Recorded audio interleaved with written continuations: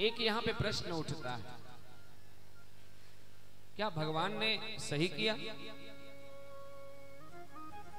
किसी की कन्या को भगा ले जाना सही किया? अगर इस तरह भगवान किए तो महाराज लोग तो कथा सुन करके कहेंगे हम भी करेंगे, हम भी भगाएंगे। अच्छा, अच्छी बात करे ना करे महाराज, बुरी जरूर करते हैं। एक ने हमसे कहा, गुरु जी ये बताइए, भगवान की 16,108 रानियां थी और हमने राम कथा सुनी, उसमें दशरथ जी की 3 रानियां थी, तो मैं कम से कम 2 तो रख ही सकता हूं। हम के हाँ बिल्कुल, अब तुम्हारे दम है तो रखो, अगर हिम्मत है तो रख लो। लेकिन एक चीज ये भी सुनते जाना भैया कि भगवान ने 7 दिन और 7 रात तक गोवर्धन उठाया था। तुम 10 किलो के पत्थरे उठा के आधे घंटे खड़े रहो। जहां फायदा होगा, अरे ठीक है तुम एक नहीं 51 ब्याह करो महाराज, मतलब नहीं, कई शादियां करो, लेकिन दम भी तो होनी चाहिए महाराज। हैं? अब महाराज तुम्हारा वही हाल है कि पेट में आंत नहीं, मुंह में दांत नहीं, चले आए विवाह करने। अच्छा, जिसके 2 पत्नियां होती उसकी बड़ी गत होती है महाराज, बड़ी दुर्दशा है। एक व्यक्ति था, उसके 2 पत्नियां थी। अब बेचारा जब शाम को काम करके घर आए तो महाराज एक अपनी तरफ खींचे, एक अपनी तरफ खींचे। एक ने कहा मेरा पायल नहीं लाए, एक ने कहा मेरा झुमका नहीं लाए, एक ने कहा महाराज मेरी बिंदी नहीं लाए, एक ने कहा मेरा महावर नहीं लाए। एक दिन एक चोर उन्हीं के घर में चोरी करने के लिए शाम को घुस गया और जाकर के महाराज छिपा रहा अंदर। और रात में श्रीमान जी आए तो पत्नियों ने एक एक हाथ पकड़ा और खींचने लगे, इधर आइए पहले मेरा सामान दीजिए, इधर आइए पहले मेरा सामान दीजिए। और जब खिंचाई हुई तो चोर सब महाराज खटिया के नीचे पड़े पड़े देख रहा था। उसकी हालत देख करके चोर हंस गया, और चोर हंसा तो फंसा, और फंस गया। पुलिस आ गई, पुलिस लेकर के गई थाने महाराज, और जाकर के पुलिस कहती है अरे मूर्ख चोर, रात में घुस करके शरीफों के घर में चोरी करता है, ऐसी सजा दूंगा तुझे जीवन भर याद रहेगा। चोर हाथ जोड़ करके महाराज पुलिस वाले के सामने खड़ा हो गया, कहता है साहब चाहे कोई सजा देना सब मंजूर है, पर ये सजा मत देना जो पहले से इनको मिली है, मतलब हमारी कहीं 2 शादी मत करवा देना, नहीं गड़बड़ है जाएगी। तो भगवान ने जो लीलाएं की है ना, उन लीलाओं में रहस्य है। आपको कल हमने महाराज की लीला सुनाई। महाराज लीला क्या है? बोले परमात्मा से जीव का मिलन, जीवात्मा का परमात्मा से मिलन ही महाराज की लीला है। और यहाँ पे रुक्मिणी मैया का हरण भगवान ने क्यों किया? क्यों? क्योंकि रुक्मी जो उनका भाई है वो माता रुक्मिणी पे अपना अधिकार जमाना चाहता है कि मेरी छोटी बहन है, मैं जो कहूंगा वो ये करेंगे। और रुक्मिणी माता कौन है? लक्ष्मी है। और लक्ष्मी पे अधिकार किसका होता है? नारायण का, विष्णु भगवान का। पत्नी किसी दूसरे की अधिकार तुम जमाओगे, हो पाएगा? है संभव? हमारे घर में भी लक्ष्मी है, हमारे घर में भी लक्ष्मी है, धन के रूप में लक्ष्मी रहती है। और हमारी मेहनत के अनुसार, हमारी श्रद्धा के अनुसार, कर्म के अनुसार वो लक्ष्मी बढ़ती है। व्यक्ति मेहनत करता है तो धन रूपी जो लक्ष्मी है ना, वो धीरे धीरे बढ़ती है। और जब लक्ष्मी बढ़ना शुरू होती है ना, तो जब ज्यादा लक्ष्मी हो जाए तो उस लक्ष्मी का दान करना शुरू कर देना चाहिए। कम से कम जब अपने जरूरत से यदि ज्यादा है तो थोड़ा थोड़ा दान करना चाहिए, ज्यादा नहीं। ज्यादा दान करने के लिए कह देंगे महाराज, तुम सोचोगे कि महाराज ये तो घाटे में फैक्ट्री कर देंगे हमारी। लेकिन थोड़ी थोड़ी लक्ष्मी को दान करना चाहिए। हमने आपसे कहा किसी गरीब दुखियारी की सेवा कर दो, एक दिन और बताया था, किसी असहाय की सेवा कर दो, किसी निर्धन की सेवा कर दो, किसी बिटिया का कन्यादान ले लो, किसी के विवाह में कोई कमी आ रही हो बेटी के, तो उस विवाह की कमी को पूरा कर दो। कहीं मंदिर बन रहा हो उसमें ईंट मिट्टी का सहयोग कर दो। धर्म से संबंधित कोई कार्य है ना, उस कार्य को करो, उस लक्ष्मी के द्वारा जो आपके घर में बढ़ रही है। देखो, लक्ष्मी से हमारा जो रिश्ता है वो दो प्रकार का हो सकता है बस। लक्ष्मी से रिश्ता कैसा होना चाहिए, या तो बेटी मान लो या तो मां मान लो।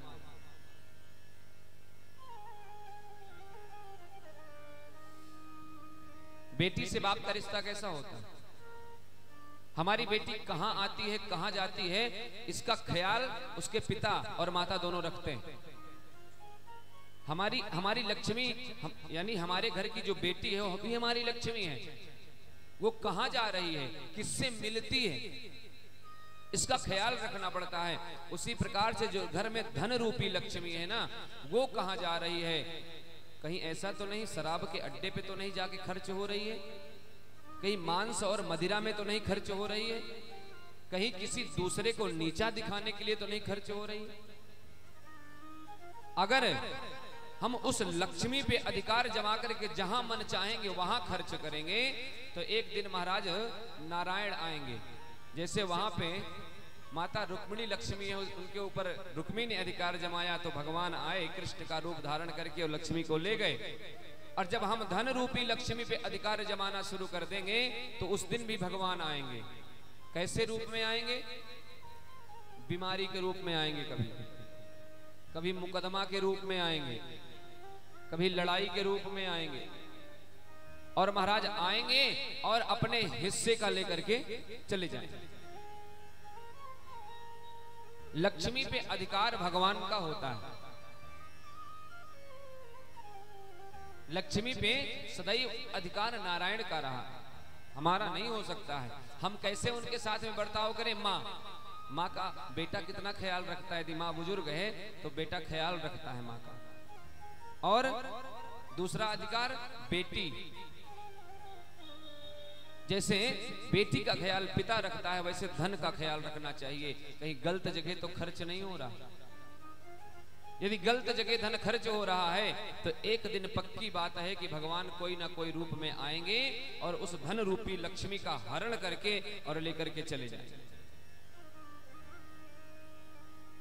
और आज का समय जो है, इस समय में महाराज हमारे घर की जो लक्ष्मी है, जो धन है ना, वो बहुत सारी बुराइयों में खर्च होती है। 1 रुपए भी यदि तुमने उस लक्ष्मी का प्रयोग शराब में कर दिया है तो उसके तुम अधिकारी पाप के बन गए। और तुम पाप के अधिकारी हो, तुम्हें पाप दंड भुगतना पड़ेगा। पहला दंड क्या भुगतना पड़ेगा? तुमने मदपान किया वो। और दूसरा दंड तुम्हें भुगतना पड़ेगा कि तूने माता लक्ष्मी का अपमान किया। सरकार को क्या चाहिए महाराज? सरकार तो शराब बेचवा ही रही है, उसको तो राजस्व चाहिए। लेकिन ये हमारी बुद्धि पे डिपेंड करता है कि हम कितने बुद्धिमान हैं। एक बार आपको मैं बताऊं, जो बादशाह अकबर थे उन्होंने बीरबल जी को 3 मोहरें दी। मोहरें जानते हो ना, पहले समय में मोहर चलती थी सोने की। 3 मोहरें दी और उनसे बोले कि बीरबल ये 3 मोहरें लो और इसको 3 प्रकार से खर्च करना है। बोले कैसे कैसे? बोले 1 मोहर खर्च कर दो मेरे अब के लिए। ध्यान से सुनना, 1 मोहर खर्च करना है मेरे अब के लिए, 1 मोहर खर्च करना है मेरे तब के लिए, और 1 मोहर खर्च करना है ना मेरे अब के लिए ना मेरे तब के लिए। बिरले लाओ और लेकर के गए महाराज। बढ़िया एक हलवाई की दुकान में पहुंचे, उसको 1 मोहर दिया और उससे मिठाई का 1 डिब्बा लेकर के आए। और रास्ते में आ रहे थे तो एक जगह मंदिर बन रहा था। बड़े ध्यान से सुनना, एक जगह मंदिर बन रहा था। 1 मोहर उस मंदिर में दान कर दिया कि इस मोहर से इस मंदिर को बनवाने में सहयोग कर दो। वहां दान कर दिया। और आगे आए तो चौराहे पे महाराज एक नृत्य करने वाली नृत्यांगना डांसर डांस कर रही थी। बीरबल ने एक मोहर वहां दे दी और आ गए। और महाराज अकबर ने पूछा, क्यों मेरी मोहर कैसे कैसे खर्च किए बताओ। बीरबल ने कहा, ये देखो मिठाई, ये मिठाई खाओ। एक मोहर से हमने ये मिठाई खरीदी, ये तुम खाओगे मिठाई ना तो तुम्हें अभी स्वाद आएगा, अभी टेस्ट मिलेगा। ये एक मोहर तुम्हारे ये अब के लिए हो गई। अब बोले फिर? बोले दूसरी आपने दिया था मेरे तब के लिए। तो मैं रास्ते में आ रहा था तो एक मंदिर बन रहा था, तो एक मोहर हमने वहां दान कर दी। जब तुम मर करके वहां जाओगे ना भगवान के पास, तो वहां पे उसके पुण्य का हिसाब मिलेगा। तो एक मोहर तुम्हारे ये तब के लिए हो गई। बोले तीसरी? बोले चौराहे पे एक डांसर डांस कर रही थी, एक मोहर हमने वहां दे दिया। बोले वो कैसी? बोले वो मोहर वहां जाने से न तुम्हारे अब के लिए है न तुम्हारे तब के लिए है, न इस लोक में काम आई न उस लोक में काम आई, मतलब गई भैंस पानी। और हम देखे हैं महाराज बड़े बड़े पढ़े लिखे को, एक से ग्रेजुएट वालों को, वो मंच पे वो नृत्यांगना नृत्य करती है और वहां जाकर के ऐसे ऐसे पैसे लुटाते हैं। और उनसे बोल दो कि भैया तुम्हारे पड़ोस में एक बच्चा है, बेचारा उसकी शिक्षा नहीं हो रही है, थोड़ा उसका सहयोग कर दो उसके शिक्षा में कुछ। तो महाराज सोई जिसे लगेगा कि सारा धन उनका मांग लिया है। जाकर के करोड़ों, एक बार मैं कानपुर में मेरी कथा चल रही थी, याद आई बात, कानपुर में कथा थी। तो हम आए थे कानपुर कथा करने। तो एक दिन वहाँ के यजमान परिवार के लोगों ने कहा कि गुरुजी वहाँ जल्दी कथा हो जाती थी, 6 बजे तक पूर्ण हो जाती थी। उन्होंने कहा कि आज आपको कानपुर घुमा के लाते हैं। हम के यहाँ घूमने जैसा तो लगता नहीं कुछ, पर घुमा लाओ, तुम्हारी इच्छा। गाड़ी में बैठे बैठे आए घूमते हुए महाराज। तो एक जगह वो रात्रि का समय था, लगभग 8 साढ़े 8 बजे, वो ऑर्केस्ट्रा चल रहा था और उसमें कई नृत्यांगना नृत्य कर रही थी, नाच रही थी। और महाराज वो पांडाल बना था बहुत बड़ा, उसके बाहर तक लोग खड़े थे रोडों पे। तो हम बगल में बैठे, वो ड्राइव कर रहे थे बेचारे, तो जाम था। तो वहां एक गाना बज रहा था, तमंचे पे डिस्को। हाँ, हमको याद है। और सुनो, ये हुआ और हम लोग निकल गए, वो भीड़ हटी, हम आगे चले गए। सुबह उन्होंने बताया, बात सुनने वाली है, उन्होंने ही हमसे सुबह बताया, हमारे सिंह साहब हैं, हमसे आकर कहते हैं गुरुजी जब हम लोग जा रहे थे तो कौन सा गाना चल रहा था? वो तमंचे पे डिस्को ना? हम कहे हाँ। तो बोले कि उस गाने पे वहां पे 65 लाख रुपए आए हैं मंच पे, नाचने वाली पे लोगों ने लुटाए। और कहते हैं कि हम गरीब हैं, भारत में पैसे की कमी। अरे तुम्हारा हृदय मर चुका है, तुम कहीं के नहीं बचे हो, ना अब के हो ना तब के हो। उन नाचने वालों पे पैसे जाकर के लुटाते हो, नीचे उसी पांडाल में तुम्हारी बहन बेटी और तुम्हारी खुद की पत्नी तुमको देखती है, तुमको चुल्लू भर पानी में नाक रगड़ करके मर जाना चाहिए। लोगों को शर्म नहीं आती कि जैसे ये नाच रही है, उसकी क्या मजबूरी है, मतलब नहीं, लेकिन क्या किसी दूसरे की बहन बेटी पे खड़े होकर के पैसे लुटाना अच्छा है? बंद करो भाई, बंद कर दो, बीमार हो रहा है, बंद करे आप। एक बार जोर से बोलो। तो कहने का तात्पर्य है, हमारे घर की लक्ष्मी जाति कहां?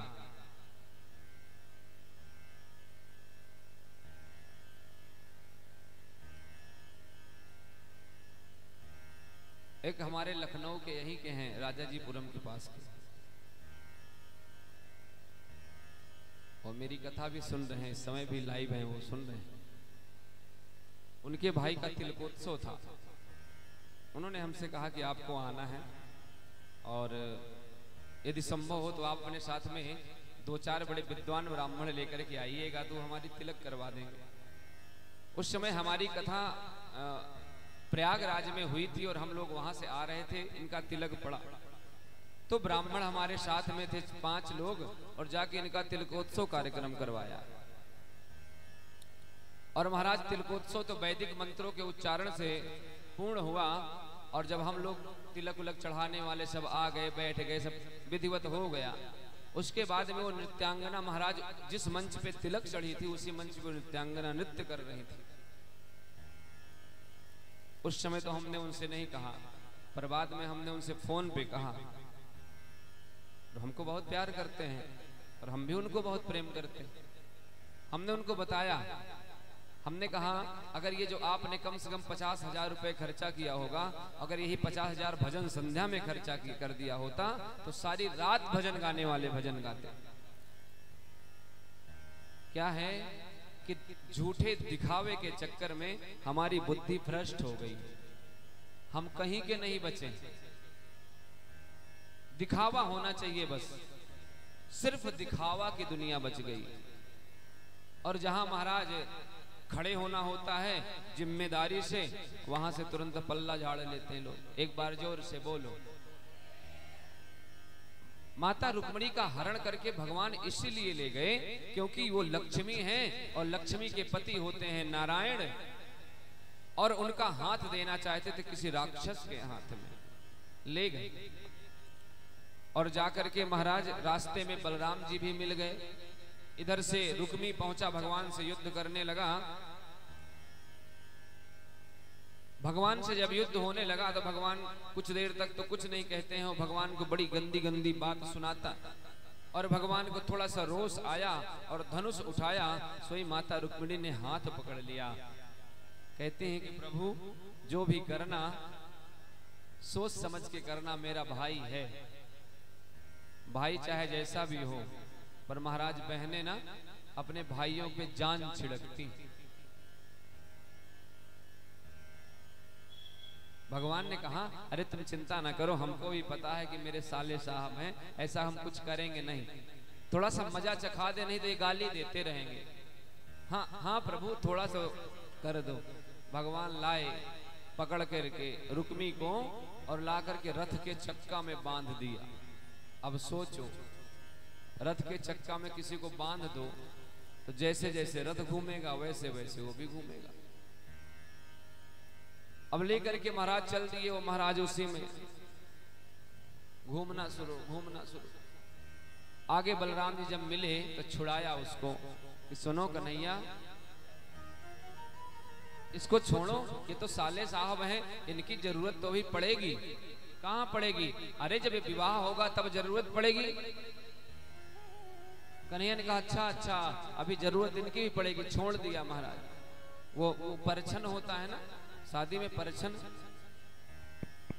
परछन भाई के हाथ से ही तो होता है।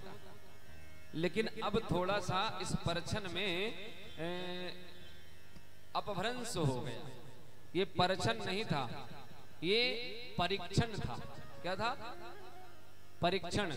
और कैसा परीक्षण? बर परीक्षण। हमारे यहां देवियों की परीक्षा कभी नहीं हुई।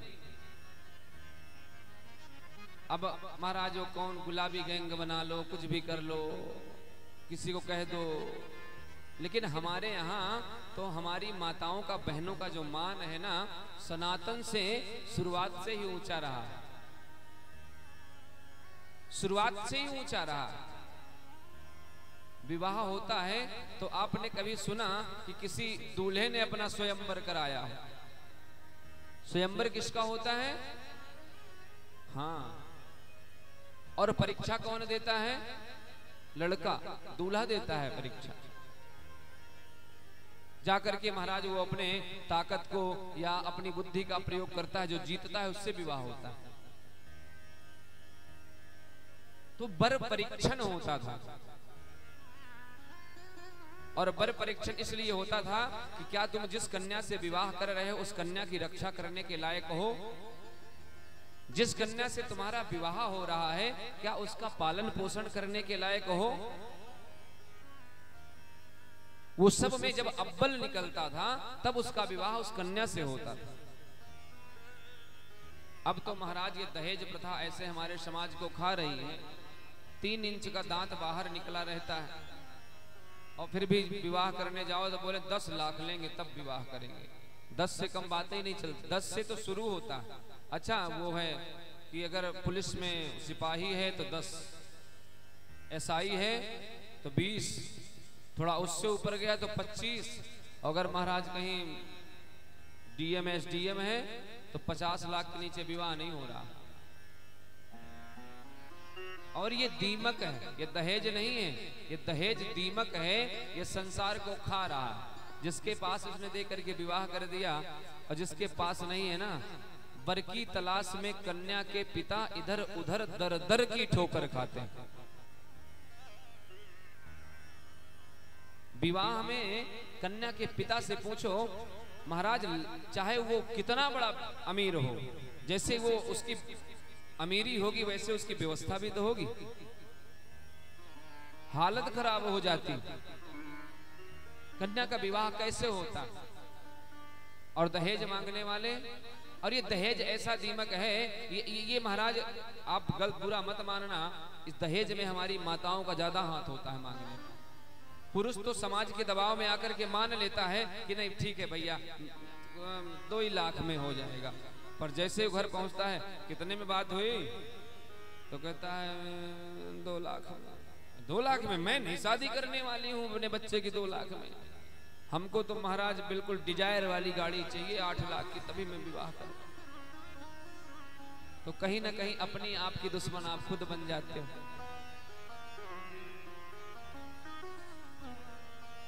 दहेज लेना और दहेज देना। और सुनो, यदि दूल्हा यदि लड़का दहेज मांगे ना तो चाटा खींच के मार के भगा दो दरवाजे से। हाँ, जो तुम्हारे बाप के सामने खुद भिखारी बन करके खड़ा है वो तुम्हारी क्या महाराज सम्मान करेगा और तुमको क्या अच्छे से रख पाएगा बताओ। वो पहले ही तुम्हारे बाप के सामने भिखारी बन गया। और जब दहेज लेकर के जो बेटियां जाती ना, वो देखती हैं कि हमारे पिता कर्जा कहां से लिए हैं, हमारे पिता ने हमारी माँ के जेवर बेच करके हमारा विवाह किया, हमारे पिता ने अपनी जमीन बेच करके विवाह किया है। फिर वही बेटियां जाती हैं ससुराल में और महाराज वहां तांडव मचाती और संपूर्ण अधिकार करती हैं अपने पति पे। फिर सास ससुर को लगता है बुरा, तो फिर और क्यों ना करें महाराज। 10-20 लाख देकर तुम्हारे बेटे को तो उस बिटिया ने खरीद लिया, अब तुम्हारा अधिकार क्या रहा। और हम तो कहते हैं कि जो माता पिता दहेज मांगे अपने बेटे के विवाह में, वहां पे जाकर के उसकी बहू को महाराज ईंट से ईंट बजा देना चाहिए। हाँ, ईंट से ईंट बजा देना चाहिए।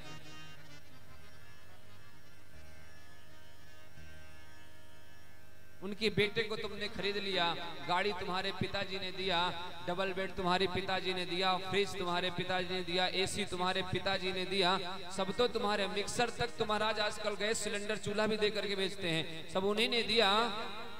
तो फिर अब तुम्हारा अधिकार इस पे रहा क्या? रहा कुछ आप बताओ। आप तो नैतिक पद्धति से देखो कि क्या फिर वो बेटा अपने माता पिता का रहा? तुमने तो बेच दिया। हमारे गुण की सार्थकता और हमारे बड़प्पन कब सार्थक होते हैं? जब हम किसी कन्या को लेकर के आए और 1 रुपए का दहेज न मांगे, 1 रुपए का दहेज न मांगे और कन्या को लेकर के आए।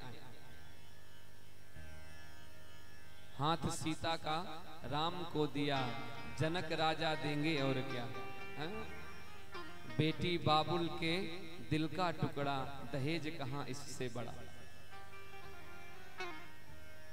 बता। लेकिन दहेज में इतना लिप्त हो गए हैं लोग, नहीं लेकर के आई ना बहू तो जला करके मार देने की घटनाएं होती। आप लोग न्यूज़पेपर में पढ़ते हो,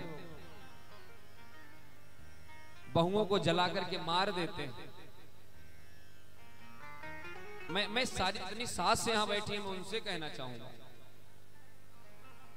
कि जैसा बर्ताव तुम चाहती हो कि तुम्हारा दामाद तुम्हारे बेटी से करे, वैसे ही बर्ताव तुम चाहो कि तुम्हारा बेटा तुम्हारी बहू से करे। एक सास आई, बोली गुरुजी मेरा परिवार बहुत अच्छा है और मेरे दामाद और मेरी बेटी बहुत अच्छे हैं। अच्छा, बहुत बढ़िया, क्या करते हैं दामाद? अरे बोले बिजनेस है उनका।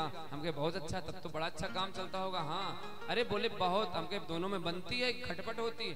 बोले नहीं बनती है। अरे हमारे दामाद तो महाराज सुबह सुबह उठ जाते हैं 5 बजे और चाय बनाते हैं और मेरी बेटी को भी बना कर थोड़ी पिला देते हैं। बोले तुम्हारी बेटी? अरे बोले वो थोड़ी सी लेट उठती है, 7-8 बजे उठती है। हम कहे अच्छा, तब तो बहुत बढ़िया बात है, अगर ऐसा प्रेम है तो बहुत अच्छी बात है। और हम कहे तुम्हारा बेटा, तुम्हारी बहू? अरे बोले उसका नाम मत लो, करमजली 8 बजे तक सोती रहती है। महाराज तुरंत चेंज। सुनो, यदि दामाद बेटी का ध्यान रखे, उसकी गुलामी करे ना तो प्यार है, और बेटा बहू का ध्यान रखे तो वो गुलामी हो जाती है। मैं इन सासों के कहना चाहूंगा, जमाना बहुत आगे पहुंच गया है।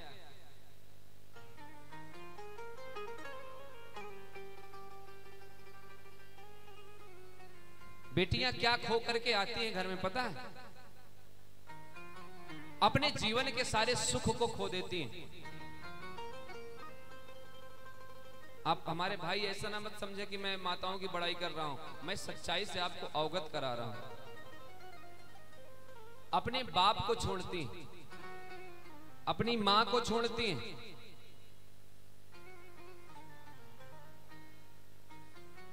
अपने भाई को छोड़ती हैं, अपनी बहन को छोड़ती हैं, अपना सजा सजाया सारा संसार जो सगा है उसको छोड़ देती है 1 मिनट के अंदर, और एक किसी पराये व्यक्ति के साथ उसके साथ आ जाती है। तुम उसके इसी महाराज एहसान का कर्ज जीवन भर नहीं उतार सकते हो। उतार सकता है कोई?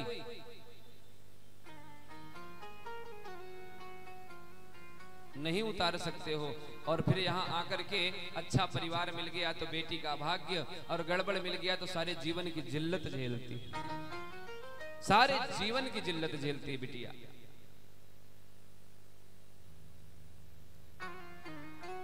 लड़के कैसे हैं? लड़के होते हैं गेहूं की खेती, गेहूं एक जगह बोया गया खेत में, और एक जगह महाराज गेहूं बड़ा हुआ, फिर उसकी फसल आई कट करके एक जगह ही इकट्ठा हो गया। पर हमारी बेटियां ये धान का प्लांटेशन होती, बोई कहीं और जाती हैं और पिरोई कहीं और जाती हैं। एक नहीं 2-2 घर संभालती हैं, और तुम्हारे वंश को आगे बढ़ाने के लिए अपने शरीर का सत्यानाश करवाती।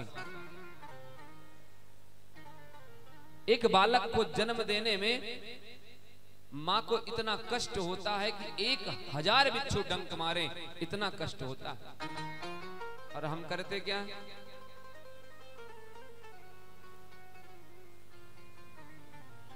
पति पत्नी को कैसे रहना चाहिए पता है? कम से कम पति को तो अपनी पत्नी से ये दहेज पहेज के चक्कर में नहीं लड़ना चाहिए।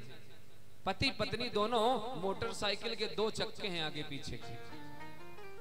एक चक्का भी अगर महाराज पंचर हो गया, हवा निकल गई ना, तो आपको पता है मोटरसाइकिल चलेगी? कभी नहीं चलेगी। ऐसे प्रेम से रहना चाहिए।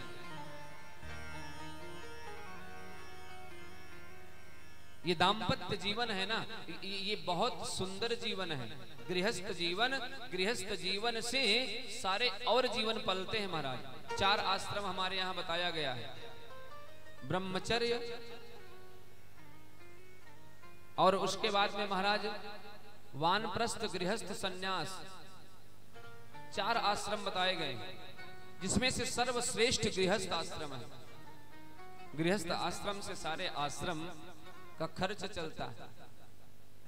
हम लोगों का खर्च कैसे चलता है? हम लोग ट्रस्ट बना करके महाराज रखें। बच्चों की सेवा कैसे चल रही? आप दे रहे हो तब चल रही। हमारे घर में कोई पैसे छापने की मशीन तो लगी नहीं महाराज कि 500-500 के नोट छाप रहे हैं दिन भर बैठ कर। गृहस्थ आश्रम से ही सबकी सेवा चलती है। इसलिए पति पत्नी को पति को चाहिए कि पति का ध्यान, पत्नी का ध्यान रखे, और पत्नी को चाहिए कि अपने पति का ध्यान रखे। और एक चीज बताता चलो माताओं, पत्नी पति के साथ में बैठ करके कभी एक थाली में जूठा भोजन उनका करना नहीं चाहिए। साथ में पति भोजन कर ले, उसके बाद उस थाली में आप कर सकते हो। अब तुम्हारा जो क्या वो ले लेंगे इतना बड़ा वो जूस वाला, 2 स्ट्रॉ डाल कर दोनों साथ में पीते, खुद तो नरक में जा ही रहे हो, वो भी नरक में जा रहे बेचारी। पति का कोई नुकसान नहीं है, उसमें नुकसान आपका। अपना उच्छिष्ट अपने पति को नहीं खिलाना चाहिए, अपना जूठा।